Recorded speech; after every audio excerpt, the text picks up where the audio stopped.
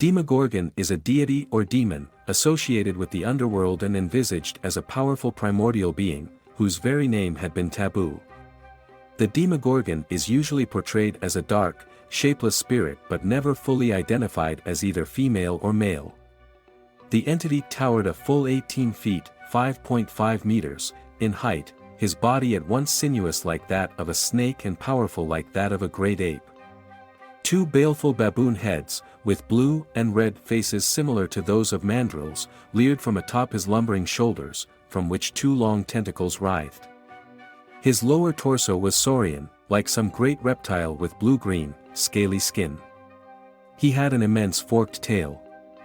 The origins of the name Demogorgon are not entirely clear, though the most prevalent scholarly view now considers it to be a misreading of the Greek demiurge based on the manuscript variations in the earliest known explicit reference in Lactantius Placidus, Yankee 1898, Sweeney 1997, Solomon 2012. Although often ascribed to Greek mythology, the name probably arises from an unknown copyist's misreading of a commentary by a 4th century scholar, Lactantius Placidus. The concept itself can be traced back to the original misread term demiurge. Demogorgon is first mentioned in the commentary on Statius's Thebaid, often attributed in manuscripts to a Lactantius Placidus, 350 to 400 AD. The Lactantius Placidus commentary became the most common medieval commentary on the poem by Statius and is transmitted in most early editions up to 1600. The commentary has been attributed incorrectly to a different Lactantius, the Christian author Lucius Caelius Firmianus Lactantius, even though the commentator appears to have been Mithraic. The name Demogorgon is introduced in a discussion of Thebaid 4.516, which mentions the supreme being of the threefold world, triplicis mundi summum. In one manuscript, the author says of Statius, Dicit deum Demogorgona summum, cuia Syri nomen non licet, he is speaking of the Demogorgon, the supreme god, whose name it is not permitted to know, or perhaps, he is speaking of a god, the supreme Demogorgon. Prior to Lactantius, there is no mention of the supposed Demogorgon anywhere by any writer, pagan or Christian.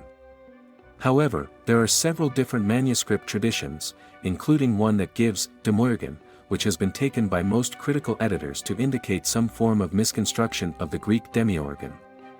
Yankee thus restores the text to read, he is speaking of the demiurge, whose name it is not permitted to know. However, this phantom word in one of the manuscript traditions took on a life of its own among later scholars. In the early Middle Ages, Demogorgon is mentioned in the 10th century adnotations Super Lucanum, a series of short notes to Lucan's Pharsalia that are included in the Commenta Bernentia, the Vbern Scholia on Lucan. By the late Middle Ages, the reality of a primordial Demogorgon was so well fixed in the European imagination that Demogorgon's son Pan became a bizarre variant reading for Hermes' son Pan in one manuscript tradition of Boccaccio's Genealogia Deorum Gentilium, Genealogies of the Gods, 1.3-4 and 2.1, misreading a line in Ovid's Metamorphoses.